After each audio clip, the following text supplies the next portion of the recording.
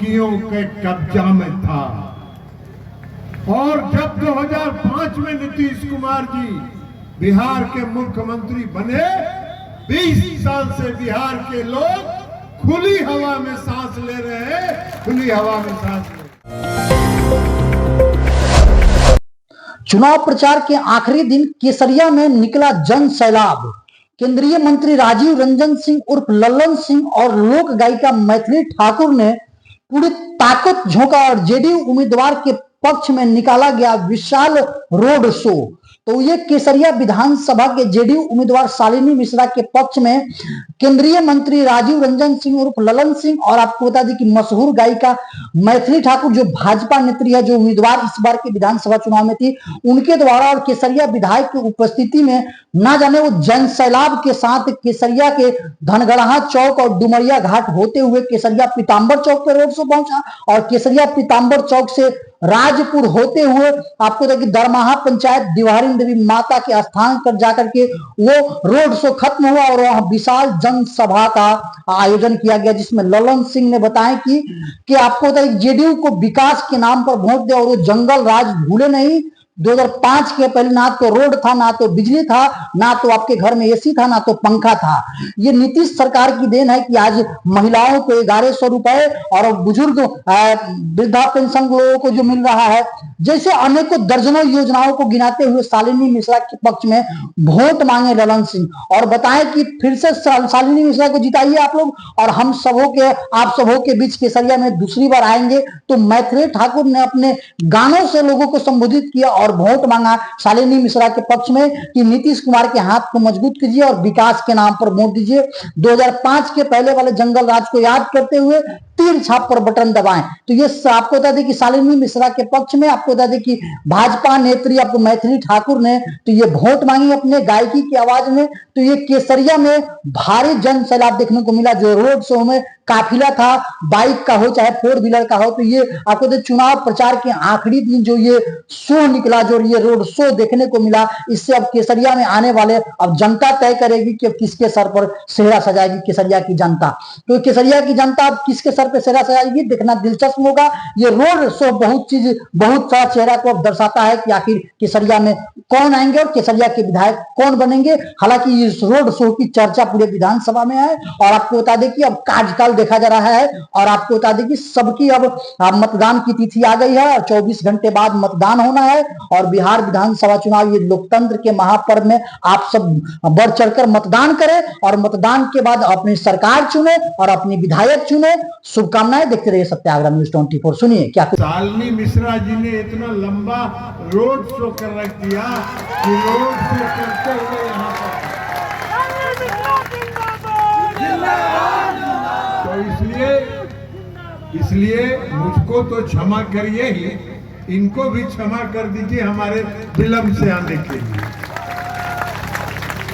अब शालिनी मिश्रा जी एनडीए के उम्मीदवार हैं, जनता दल यू के उम्मीदवार हैं। आदरणीय प्रधानमंत्री नरेंद्र मोदी जी और बिहार के मुख्यमंत्री आदरणीय नीतीश कुमार, दोनों का समर्थन इनको प्राप्त है।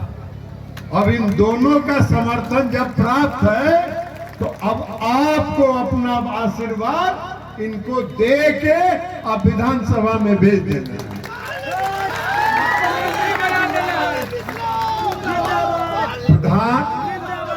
प्रधानमंत्री नरेंद्र मोदी जी इस देश के सबसे लोकप्रिय जननेता हैं। 11 साल में जो इस देश का विकास हुआ है वो आजादी के बाद और 11 साल दोनों को तराजू पे दोनों पर रख दीजिए। 11 साल इतना भारी है कि वो कहीं नजरे नहीं आता है। तो इसलिए एक तरफ तो आदरणीय प्रधानमंत्री नरेंद्र मोदी जी और दूसरे तरफ बिहार के मुख्यमंत्री नीतीश कुमार जी। आप सबको मालूम है, किसी को बताने की जरूरत नहीं है, बिहार का बच्चा जानता है कि 2005 के पहले का बिहार क्या था। 2005 के पहले के बिहार में आप सूर्यास्त के बाद घर से नहीं निकल सकते थे। सड़क पर नहीं जा सकते थे। हमारे घर की बहू बेटी निकलना बंद कर दी थी।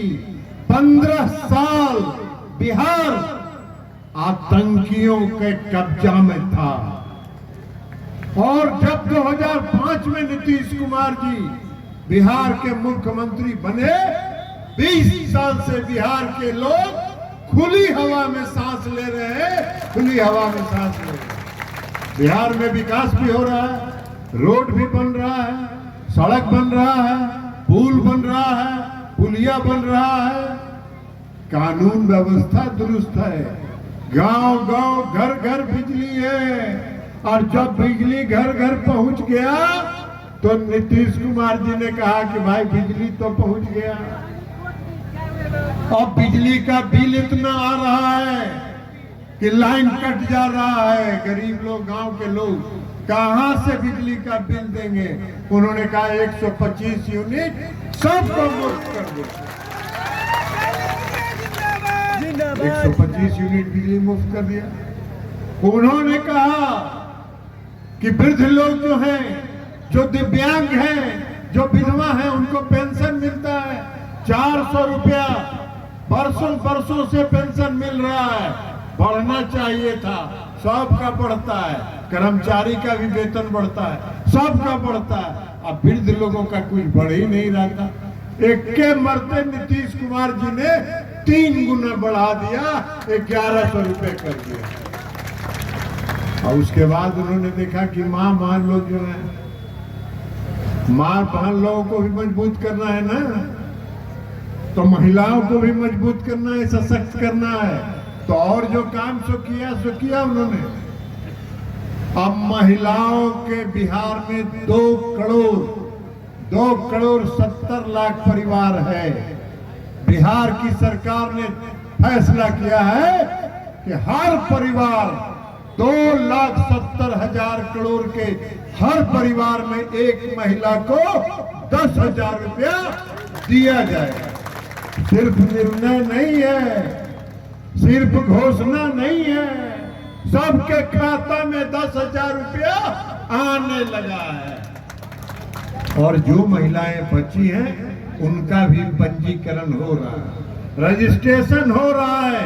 हम माँ बहन लोगों से भी आग्रह करेंगे कि जिनके खाता में 10,000 नहीं आया है, वो अपना फार्म जमा करके अपने गांव के जीविका समूह में अपना रजिस्ट्रेशन करा लीजिए। चुनाव के बाद आपके खाते में भी 10,000 रुपया आ जाएगा। तो ये काम नीतीश कुमार जी ने किया, तो समाज के सभी वर्गों के लिए काम कर रहे हैं। बिहार में सामाजिक सद्भाव कायम है, सांप्रदायिक सद्भाव का कायम है, आपसी भाईचारे का माहौल है। तो इसलिए हम आपसे आग्रह कर रहे हैं, देखिए 4:01 हो गया, तो अब इसलिए हम आपसे माफी मांगेंगे। आप भी नहीं चाहिएगा कि हम आदर्श आचार संहिता का उल्लंघन करें, हम पर एक मुकदमा हो जाए, तो इसलिए मुकदमा हो जाएगा।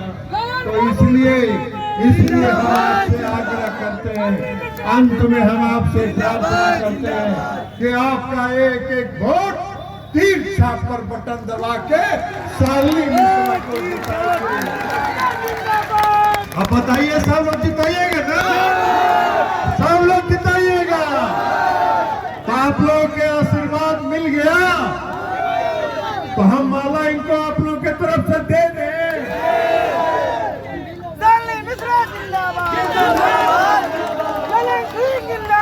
बहुत बहुत धन्यवाद। अब आज हमको विलंब हुआ, हम पूरी बात अपनी नहीं कर सके, फिर हम आपसे क्षमा मांगते हैं और ये वादा करते हैं कि चुनाव के बाद शालिनी मिश्रा जी हमको बुलाएंगी, हम यहाँ आएंगे और आप लोगों के साथ फिर विस्तार से बात करेंगे, बहुत बहुत धन्यवाद।